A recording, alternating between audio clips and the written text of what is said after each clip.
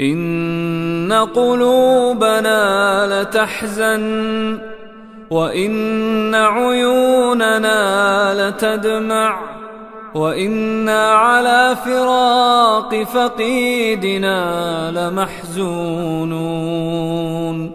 اللهم اغفر له وارحمه وعافه واعف عنه وأكرم نزله ووسع مدخله واغسله بالماء والثلج والبرد ونقه من الذنوب والخطايا كما ينقى الثوب الأبيض من الدنس.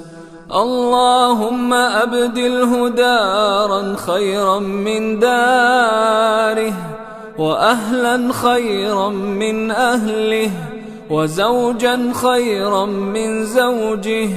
اللهم أدخله الجنة، اللهم أدخله الجنة وأعذه من عذاب القبر وعذاب النار. اللهم اغفر لحينا وميتنا وشاهدنا وغائبنا وصغيرنا وكبيرنا وذكرنا وأنثانا. اللهم من أحييته منا فأحيه على الإسلام، اللهم من أحييته منا فأحيه على الإسلام، ومن توفيته منا فتوفه على الإيمان.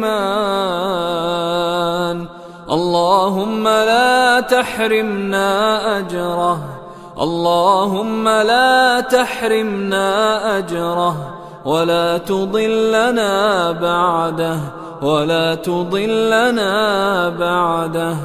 اللهم يمن كتابه وهون حسابه ولين ترابه وألهمه حسن الجواب وطيب ثراه وأكرم مثواه واجعل الجنة مستقره ومأواه.